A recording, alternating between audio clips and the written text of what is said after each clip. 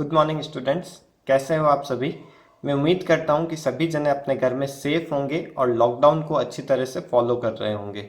Lockdown की वजह से काफ़ी बच्चों को प्रॉब्लम भी फेस करनी पड़ रही है, बट जो ऐसे बच्चे जिन्होंने अभी जस्ट 10th क्लास का एग्ज़ाम दिया है, 10th बोर्ड एग्ज़ाम्स दिए हैं और 11th क्लास में जिन्होंने कॉमर्स को ऑप्ट किया है, कॉमर्स जिन्होंने ली है या फिर कॉमर्स लेना चाह रहे हैं, उनके लिए अकाउंट्स पूरी मैं सीरीज़ लेके आ रहा हूँ। हालांकि मैं जानता हूँ कि जब स्कूल्स की हॉलीडेज़ होती है तो बच्चों का पढ़ने में बहुत कम इंटरेस्ट रहता है, बट फिर भी सिर्फ आप एक वीडियो या फिर एक आधा घंटा 1 घंटा आप अपनी स्टडीज़ के लिए निकालेंगे तो बहुत ही अच्छा एडवांटेज होएगा। जब भी स्कूल्स ओपन होएगी तो आपको बहुत एक चीज़ों को काफ़ी समझने में आसानी होएगी। तो मैं चाहूँगा कि सभी जने इस चैनल को सब्सक्राइब कर लीजिए, जिससे कि मेरे आगे आने वाली जो वीडियोज़ हैं ये आपको रेगुलर मिलती रहे। और प्लीज़ इसे कम से कम एक बच्चे के साथ ज़रूर शेयर कीजिए। तो चलिए अपन स्टार्ट करेंगे अपन अकाउंट्स के फर्स्ट लेक्चर के साथ में। इसके अंदर अपन थोड़ा सा डिटेल में बेसिक्स देखेंगे कि अकाउंट्स क्या होता है, क्यों अकाउंट्स की ज़रूरत पड़ी अपने को, और ये सारी चीज़ें अपन देखेंगे। तो चलिए शुरू करते हैं। आज के इस वीडियो में अपन कुछ बेसिक टर्म्स देखेंगे। बेसिक टर्म्स में देखिए अपने को ये पॉइंट्स देखने हैं। सबसे पहले अपन अकाउंटिंग देखेंगे, उसके बाद में अकाउंटेंसी देखेंगे, अकाउंट देखेंगे। इन तीनों टर्म्स के अंदर काफ़ी कन्फ्यूजन रहता है बच्चों को कि ये सारी चीज़ें देखेंगे। इसके बाद में अपन assets, liabilities, capital, expense, revenue, ये क्या क्या चीज़ें होती है, ये सारी चीज़ों को अपन डिटेल में डिस्कस करेंगे। सबसे पहले मैं आप सभी से एक रिक्वेस्ट करना चाहूँगा कि प्लीज़ आप अपने साथ में एक पेन और एक नोटबुक अपने साथ में रखिए। जो भी मैं नोट्स यहाँ पे लिखवा रहा हूँ, जो भी नोट्स मैं बना रहा हूँ, उस पैटर्न से आप भी इसे कॉपी कीजिए, जिससे कि आप जब आगे इसे पढ़ेंगे तो आपका एक रिवीजन हो पाएगा प्रॉपर। ओके, तो चलिए अपन स्टार्ट करते हैं। अकाउंटिंग क्या होती है। देखिए अकाउंटिंग क्या होता है, कोई भी बिजनेस होता है उसे रन करने के लिए बहुत सारे ट्रांजैक्शंस अपने को करने पड़ते हैं। ट्रांजैक्शन कैसे होंगे, जैसे कि परचेज करना पड़ेगा अपने को, सेल करने पड़ेंगे अपने को, बहुत सारे अदर एक्सपेंसेस आते हैं जैसे कि टेलीफोन एक्सपेंसेस हुए, इलेक्ट्रिसिटी एक्सपेंसेस हुए, रेंट देना पड़ता है, सैलरी देनी पड़ती है। तो बहुत सारे ट्रांजैक्शंस होते हैं। उन सारे ट्रांजैक्शंस के अपने पास में वाउचर आते हैं या फिर अपने पास में उसके बिल्स आते हैं। फॉर एग्जांपल अपन बात कर सकते हैं जैसे कि purchase bill, sale bill, salary के वाउचर्स होते हैं और रेंट के वाउचर्स होते हैं।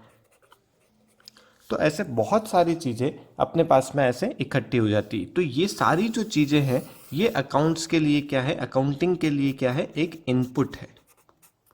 ठीक है, ये एक अपने पास में क्या है, एक इनपुट हो गया। ओके, और अपने को एंड में बिजनेस को पूरा साल अपन ने वर्क किया, उसके बाद में एंड में अपने को क्या चाहिए होता है, एंड में अपने को चाहिए होता है कि मेरे पास में कितना प्रॉफिट आया, कितना मेरे लॉस हुआ, या फिर मेरे पास में कितना कैश बैलेंस बचा हुआ है, या फिर मेरे पास में कितने असेट्स बाकी है। तो ये सारी चीज़ें मेरे लिए क्या है, अकाउंट्स के लिए ये जो सारी चीज़ें हैं ये सारी क्या है, मेरी एक आउटपुट है। अब इन इनपुट से यहाँ तक आउटपुट तक अपन कैसे पहुँचेंगे। ऐसे सारे के सारे परचेज बिल इकट्ठा करने से, सेल बिल इकट्ठा करने से, इनसे अपन डायरेक्टली प्रॉफिट तो नहीं निकाल पाएंगे। तो इनपुट से आउटपुट तक पहुँचने के लिए अपने को कुछ प्रोसेस लगती है। उसी प्रोसेस को अपन क्या बोलते हैं, अकाउंटिंग बोलते हैं। तो देखिए इस इनपुट से अपने को आउटपुट पे पहुंचना है। इनपुट क्या है, अपन ने देख लिया कि ये जो सारे जो वाउचर्स हैं, जो भी बिल्स होते हैं अपने पास में, ये सब अकाउंटिंग के लिए एक इनपुट है। और अपने को फाइनली कहाँ जाना होता है, अपने को देखना होता है कि अपने प्रॉफिट कितना आया, लॉस कितना आया, कैश बैलेंस कितना है, एसेट और कितनी है, कितनी लाइबिलिटीज़ हैं। तो बहुत सारी चीज़ें होती है, अपन और आगे डिटेल में देखेंगे इन चीज़ों को। तो ये सारी चीज़ें अपने को निकालना है, मतलब अपने को आउटपुट तक पहुँचना है। तो इस आउटपुट तक पहुँचने के लिए अपने को कुछ प्रोसेस करनी पड़ती है, और उसी प्रोसेस को अपन क्या बोलते हैं, अपन अकाउंटिंग बोलते हैं। ओके, तो मेरे हिसाब से ये आपको समझ में आ गया होगा। अब इस अकाउंटिंग की अपन डेफिनेशन को थोड़ा सा इसी यहीं से एक बार समझते हैं, और उसके बाद में अपन इसकी डेफिनेशन भी लिखेंगे। तो देखिए अकाउंटिंग में सबसे पहले अपन ने क्या प्रोसेस करी, अपन ने सारे बिल्स को क्या कर लिया, अपन ने सबसे पहले इनको कलेक्ट कर लिया। ठीक है, तो सबसे पहले मैंने क्या किया, कलेक्टिंग का काम किया। उसके बाद में हम क्या करेंगे, इन सारे जो कलेक्ट करे हुए बिल हैं उनको एक जगह कहीं पे भी रिकॉर्ड कर लेंगे। तो अपन ने सेकंड काम क्या किया, अपन ने रिकॉर्डिंग का काम कर लिया। थर्ड काम अपन क्या करेंगे, थर्ड अपन काम करेंगे कि इन सारे जो बिल्स हैं इन सभी को अपन क्लासीफाई कर देंगे। क्लासीफाई करने का क्या मतलब है, क्लासीफाई करने का मतलब है कि इनको अपन सबको अलग अलग कर लेंगे। सपोज परचेज के बहुत सारे बिल्स हैं तो परचेज वाले सारे बिल अपन ने इकट्ठा एक जगह कर लिए, सेल के जो भी बिल हैं वो अपन ने अलग क्लासीफाई कर लिए, सैलरी के वाउचर्स अलग क्लासीफाई कर लिए, टेलीफोन के बिल अलग क्लासीफाई कर ली, तो सभी को अपन ने अलग अलग छांट लिया है। ओके, और उसके बाद में अपन क्या करेंगे, अपन इनको सबको समराइज कर लेंगे। समराइज करने का मतलब ये हो जाएगा कि अपन ने जितना भी सेल किया है पूरे पूरे साल के अंदर, अपन ने जितनी भी सेल करी है वो सारी अपन ऐसा लिख देंगे, जैसे कि सेल अकाउंट लिखा अपन ने, सेल अकाउंट के सामने अपन पूरा वो फिगर लिख देंगे कि मैंने 20,000 30,000 इस पर्सन को बेचा, इस पर्सन, तो पूरे ईयर के अंदर मैंने टोटल सेल करने कितनी करी, मैंने पूरे ईयर के अंदर सपोज 20 लाख की सेल करी, तो ये पूरे ईयर के अंदर मैंने परचेज करी इतने अमाउंट की, पूरे ईयर के अंदर मैंने इतने इतने जनों को ये सैलरी दी। तो ये सारा अपन ने क्या कर लिया, एक समराइज कर लिया, एक पेज के अंदर अपन ने नोट कर लिया कि ये मेरे पूरे ईयर के ट्रांजेक्शन्स हैं। ये अपन ट्रायल बैलेंस के थ्रू करते हैं, ये अपन आगे देखेंगे इस चीज़ को। देन इसके बाद में अपन क्या करने वाले हैं, इसके बाद में अपन कम्युनिकेट करेंगे। कम्युनिकेट क्या चीज़ करेंगे कि मेरा रिजल्ट क्या रहा। रिजल्ट आने का मतलब क्या है कि मेरे प्रॉफिट हुआ है, मेरे लॉस हुआ है, कैश है, एसेट्स है, ये किससे कम्युनिकेट करेंगे, ये अपने यूज़र्स को कम्युनिकेट करेंगे। यूज़र्स का मतलब क्या हो गया, जो भी अकाउंट, जो भी उस बिज़नेस के जो ऑनर हैं, जो उसके मैनेजर हैं, और या फिर इसके जो इन्वेस्टर है, डेटर्स है, क्रेडिटर्स है, बैंक के साथ में कभी अपन को डिटेल मैनेज इन्फॉर्म करना पड़ता है, कभी इनकम टैक्स डिपार्टमेंट में इसकी ये जो फाइनेंशियल इन्फॉर्मेशन अपन ने बनाई है इसे अपन को शेयर करना पड़ता है। तो ये सारी जो चीज़ें हैं ये अपन कम्युनिकेट करने वाले हैं इन यूज़र्स को। तो चलिए अब इसके अपन एक डेफिनेशंस देख लेते हैं। वैसे अपन ने एक चीज़ देख चुके हैं, डेफिनेशन लर्न करना बहुत ईजी हो गया इसकी, कि accounting is a process of collecting, recording, classifying, summarising and communicating. तो ये एक सिंपल डेफिनेशन है। चलिए अपन इसकी अब डेफिनेशन, तो चलिए अकाउंटिंग की अपन डेफिनेशन देख लेते हैं। Accounting is the process of collecting, recording, classifying, summarising and communicating financial information to the user. तो ये अकाउंटिंग की डेफिनेशन हो गई। इसके बाद में अपन देखते हैं अकाउंटेंसी क्या होता है। चलो देखिए अकाउंटेंसी क्या है। अकाउंटेंसी बहुत ही सिंपल सी चीज़ है कि जैसे अपन बोलते हैं कि लिविंग ऑर्गेनिज्म, जो लिविंग ऑर्गेनिज्म होते हैं उनकी स्टडी को अपन क्या बोलेंगे, बायोलॉजी बोलते हैं अपन। वैसे ही अकाउंटिंग की जो स्टडी होती है उसी चीज़ को अपन क्या बोलते हैं, अकाउंटेंसी बोल सकते हैं। तो इसका बहुत सिंपल सी डेफिनेशन क्या बन जाएगी कि accountancy is the study of accounting, या फिर अपन यूँ भी बोल सकते हैं कि accountancy is the systematic record या फिर सिस्टमेटिक नॉलेज ऑफ अकाउंटिंग। तो देखिए मैं यहाँ पे डेफिनेशन लिख रहा हूँ, आप मेरे साथ में इसे नोट करते जाइए। देखिए accountancy is a systematic knowledge of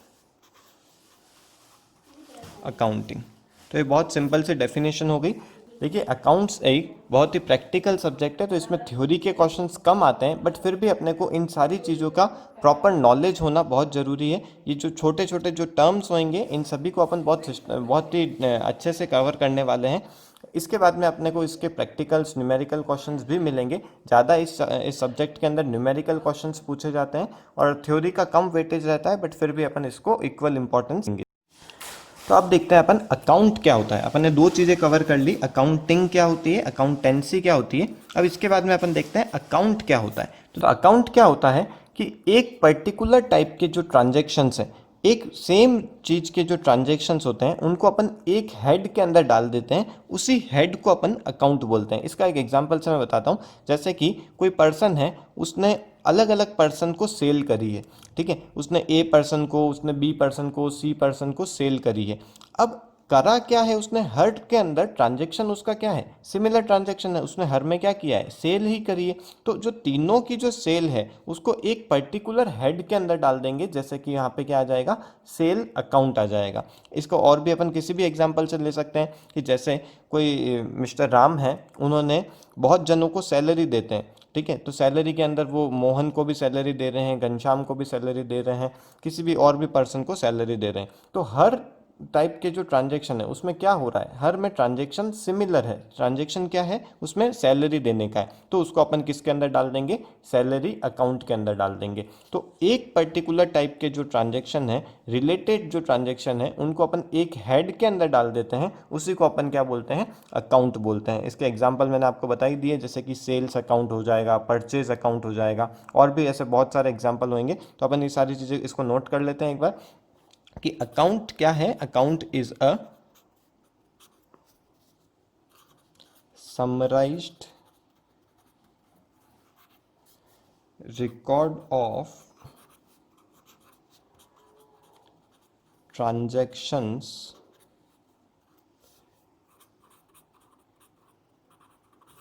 relating to a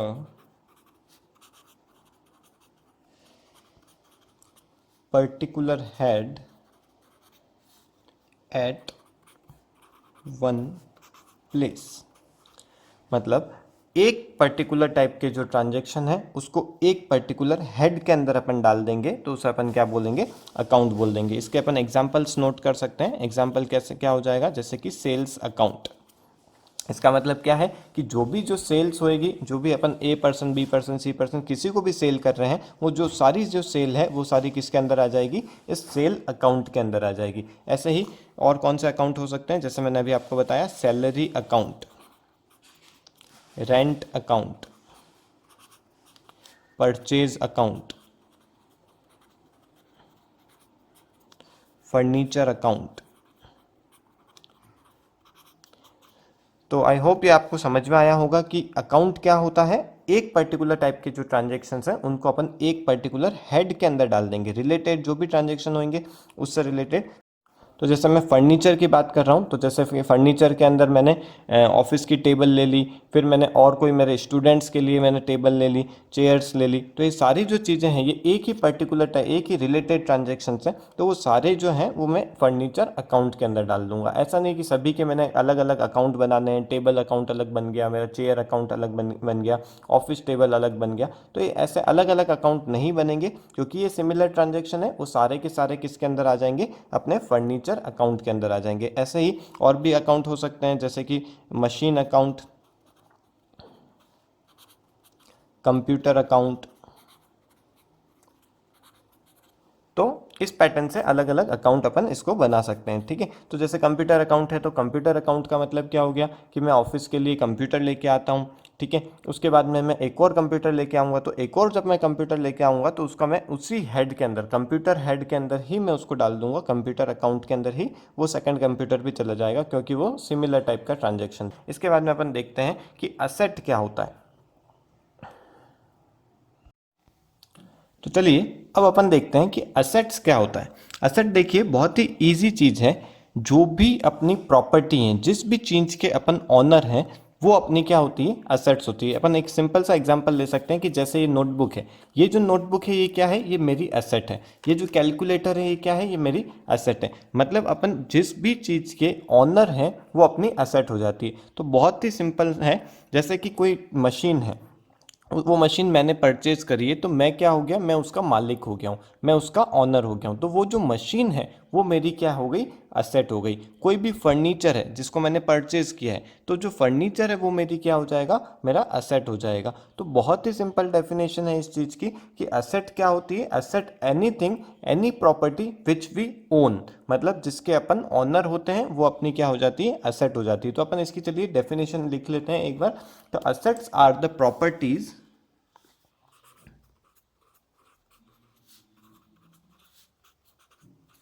assets are the properties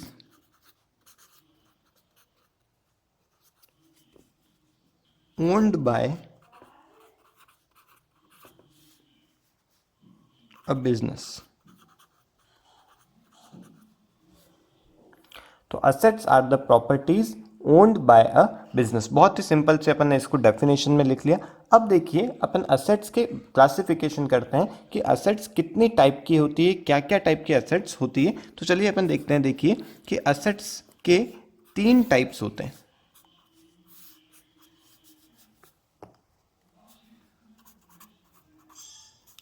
non current asset, आप मेरे साथ में इसके नोट्स बनाते जाइए। करंट एसेट्स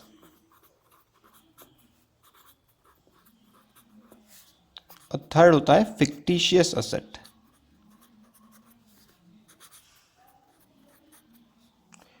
तो तीन टाइप हो गए एसेट्स के, non current asset, current asset और फिक्टिशियस एसेट। देखिए नॉन करंट एसेट क्या होता है, नाम से देखिए अपने को समझ में आता है कि ऐसी एसेट जिसे अपन ने परचेज किया है बट उसको रीसेल करने का अपना कोई इंटेंशन नहीं है। फॉर एग्जांपल अपन सिंपल सा देख सकते हैं कि जैसे मैंने एक बिल्डिंग परचेज करी है, मैं उसको वापस बेच के प्रॉफिट अर्न करना मेरा कोई इंटेंशन नहीं है। मैं तो क्या करना चाह रहा हूँ, मैं उसके अंदर बिजनेस करना चाह रहा हूँ, उसके अंदर फैक्ट्री स्टैब्लिश करना चाह रहा हूँ, कोई भी चीज़ हो सकती है वो।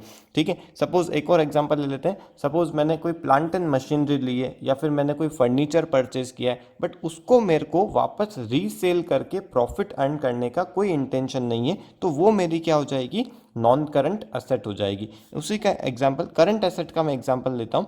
करंट एसेट का मतलब क्या हो गया कि ऐसी एसेट जिसको मैंने परचेज किया है और उसको परचेज करके फिर से रीसेल करना चाह रहा हूँ, रीसेल करके उसको फिर से रीसेल करके मैं इससे प्रॉफिट अर्न करना चाह रहा हूँ, तो वो जो एसेट होती है वो मेरी करंट एसेट हो जाती है। जनरली अपन यूँ बोलते हैं कि ऐसी एसेट जिसको अपन 12 मंथ के अंदर अंदर रीसेल कर देते हैं और उससे अपन प्रॉफिट अर्न करते हैं, प्रॉफिट हो चाहे नहीं हो उससे कोई फ़र्क नहीं पड़ता, बट ऐसी एसेट जिसको अपन अपना इंटेंशन है कि उसको मैं विद इन 1 ईयर मैं उसको रीसेल कर दूंगा, तो वो क्या हो जाएगी, मेरी करंट एसेट हो जाएगी। और ऐसी एसेट जिसको मेरा इंटेंशन उसको बेचने का नहीं है, मैं उसको होल्ड करना चाह रहा हूँ अपने पास में और मोर देन कम से कम 1 साल से ज़्यादा उसको मैं होल्ड करना चाह रहा हूँ, तो वो एसेट जो हो जाएगी वो मेरी क्या हो जाएगी, नॉन करंट एसेट हो जाएगी। तो बहुत सिंपल चीज़ हो गई ये। अब देखिए नॉन करंट एसेट के भी क्लासिफिकेशन कर देते हैं अपन।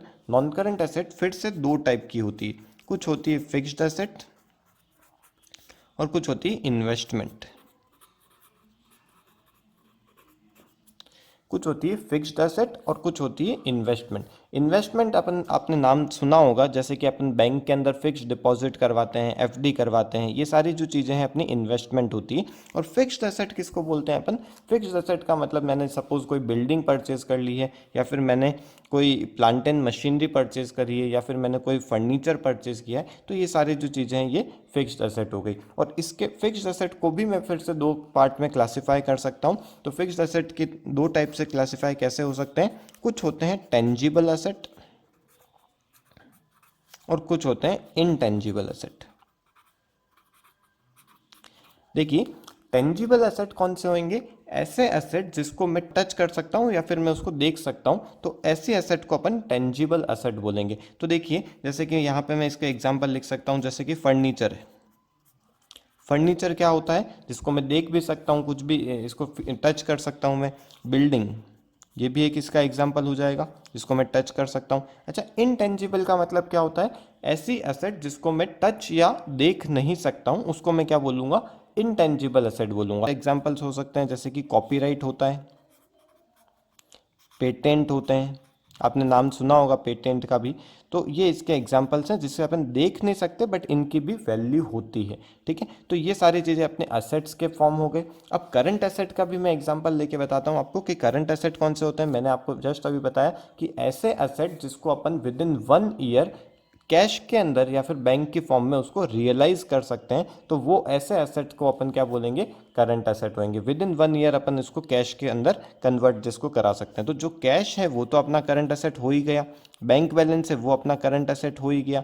ठीक है, इसके अलावा स्टॉक बोल सकते हैं, स्टॉक वो भी अपने क्या हो गए, करंट एसेट में आ गए। करंट एसेट में क्यों आए, क्योंकि उन एसेट्स को मैं क्या करने वाला हूँ, विद इन 1 ईयर कम से कम 1 साल के अंदर अंदर उसको तो मैं सेल करने का इंटेंशन है मेरा और उससे मुझे कैश रियलाइज हो ही जाएगा विद इन 1 ईयर। तो ऐसे एसेट को मैं क्या बोलूँगा, करंट एसेट बोलूँगा। ओके, ये आपको समझ में आ गया होगा। इसके और भी मैं एग्जांपल्स लिख लेता हूँ, इसको बाद में मैं एक्सप्लेन करूँगा कि डेटर्स क्या होते हैं। ठीक है, और भी बहुत सारी एग्जांपल्स हो सकते हैं, प्रीपेड एक्सपेंसेस हो सकते हैं। ठीक है, आप एक बार नोट कर लीजिए और बाद में जब ये आएंगे यूज़ में तब अपन इसको डिस्कस करेंगे। इसके बाद में एक चीज़ आती है फिक्टिशियस एसेट। फिक्टिशियस एसेट इतना इंपॉर्टेंट नहीं है तुम्हारे लिए, बट फिर भी एक बार आप इसका एग्जाम्पल नोट कर सकते हैं। एग्जाम्पल इसका क्या होएगा, ह्यूज एडवर्टाइजमेंट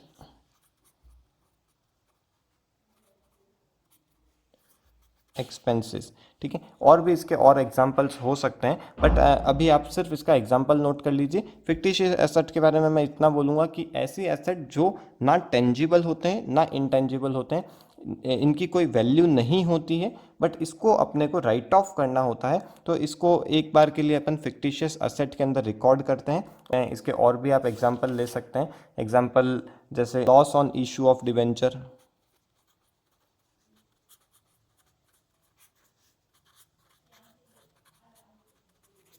इसको आप इतना सा नोट कर लीजिए। बाकी आप असेट्स के बारे में अच्छे से समझ गए होंगे। एक बेसिक डेफिनेशन क्या हो गई, assets are the properties owned by the business. जो भी बिजनेस के अंदर आप जिसके भी आप ऑनर हैं वो आपकी क्या हो गई, असेट हो गई। इसके अपन ने 3 कैटेगरी करी, non current asset, current asset, fictitious asset. Non current के फिर से 2 क्लासिफिकेशन किए अपन ने, फिक्स्ड असेट और इन्वेस्टमेंट। और फिक्स्ड असेट के फिर से अपन ने 2 क्लासिफिकेशन किए, टेंजिबल और इनटेंजिबल। इसके एग्जांपल्स अपन ने नोट कर लिए हैं। नॉन करंट क्या होता है, करंट क्या होता है, ये अपन ने इंपॉर्टेंट जो है ये अपन ने देख लिया है। ओके, चलिए स्टूडेंट्स, अब इनकी अपन थोड़ी सी डेफिनेशन देख लेते हैं और आप इससे नोट भी कर सकते हैं डेफिनेशंस को। देखिए, सबसे पहले आता है non current assets. Non current asset मैंने आपको जैसे बताया, इसका क्या मतलब है, अपना यहाँ पे इंटेंशन इसको रीसेल करने का नहीं है। ठीक है, तो चलिए अपन डेफिनेशन देखते हैं इसकी। Non current assets are those assets which are held by a business not with the purpose to resale. देखिए यहाँ पे आ रहा है word not with the purpose to resale, मतलब यहाँ पे अपना इंटेंशन क्या है, इसको सेल करने का नहीं है, but are held either as investment or to facilitate business operation. अपने वो बिजनेस को आगे बढ़ाना है या फिर अपने को इन्वेस्टमेंट करना है, इसी पर्पस के लिए अपन ने नॉन करंट एसेट्स को परचेज किया है। ठीक है, तो इसके एग्जांपल्स मैंने आपको बताए थे, जैसे प्लांट एंड मशीनरी हो गई, बिल्डिंग हो गई, कोई एफडी कराई है अपन ने तो एफडी जो हो जाएगी वो इन्वेस्टमेंट हो जाएगा, और जैसे प्लांट एंड मशीनरी है तो वो बिजनेस ऑपरेशन के लिए हो जाएगा, वो फिक्स्ड एसेट हो जाएगी।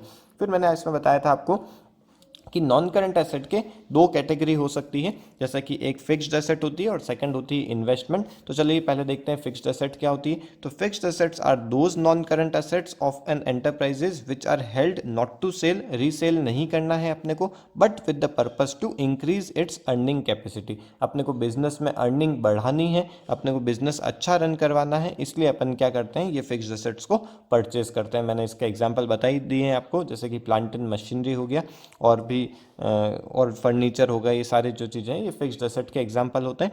और फिक्स्ड एसेट की फिर से 2 कैटेगरी हो गई, जैसे कि टेंजिबल एसेट और इनटेंजिबल एसेट। टेंजिबल के क्या हो जाएंगे, जिसको अपन टच कर सकते हैं, जिसको अपन देख सकते हैं, मतलब यहाँ पे लिखा है, देखिए those assets which have physical existence, that is they can be seen और टच्ड। एग्जाम्पल लैंड हो गई, बिल्डिंग हो गया, फर्नीचर हो गया, एक्स्ट्रा एक्सेट्रा।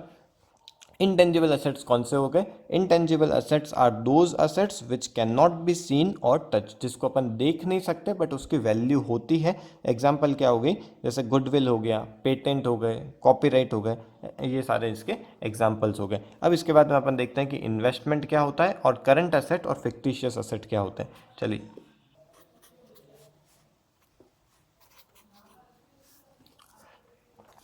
तो चलिए देखते हैं करंट एसेट्स क्या होता है। Current assets are those assets which are held by the business with the purpose of converting them into cash within a short period, that is 1 year. इसका मतलब मैंने आपको बताया था कि करंट एसेट क्या है, इसको अपन जब परचेज करते हैं तो इसका अपना जो इंटेंशन होता है, ये इंटेंशन क्या है, इससे फिर से रीसेल करना है जल्दी से जल्दी, जिससे अपन इससे कैश में कन्वर्ट कर सकें। ठीक है, जैसे कि एक एग्जांपल हो गया डेटर, एग्जांपल हो सकता है स्टॉक। स्टॉक क्या है, मैंने गुड्स खरीदा और उसको वापस से रीसेल करूंगा, रीसेल जब करूंगा तो मेरा फिर से ये गुड्स क्या है, कैश के अंदर कन्वर्ट हो जाएगा। तो ऐसे एसेट्स जिसको अपन कैश में 1 साल के अंदर अंदर उसको कन्वर्ट कर सकते हैं, तो उसे अपन क्या बोलेंगे, करंट एसेट्स बोलेंगे। ठीक है, इसके बाद में अपन देखते हैं फिक्टिशियस एसेट्स। तो देखिए, फिक्टिशियस एसेट्स जो हैं उसकी आप सिर्फ एक डेफिनेशंस थोड़ा सा ध्यान में रख लीजिए, वैसे इतना इंपॉर्टेंट नहीं रहेगा, आपके लिए नहीं रहेगा, फिर भी एक बार इसकी डेफिनेशन आप नोट कर लीजिए।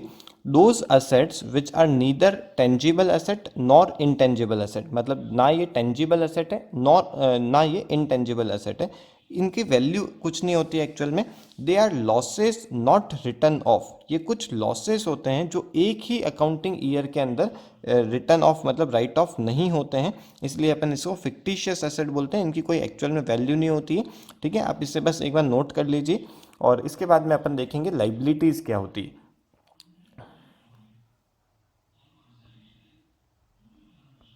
तो देखिए अभी तक अपन ने बेसिक टर्म्स में से 4 पॉइंट्स को देखा था, जैसे कि अकाउंटिंग, अकाउंटेंसी, अकाउंट और असेट्स। ये 4 पॉइंट्स अपन देख चुके हैं। और नेक्स्ट लेक्चर के अंदर अपन लाइबिलिटीज, कैपिटल, एक्सपेंस और रेवेन्यू को समझेंगे। ओके, तो आज का लेक्चर अपन यहीं कंप्लीट करते हैं। Okay, thank you. प्लीज़ इसे अपने फ्रेंड्स के साथ में शेयर कीजिए और इस चैनल को सब्सक्राइब कर लीजिए, जिससे कि आप आगे वाले वीडियोज़ आपको टाइम पे मिलते जाए।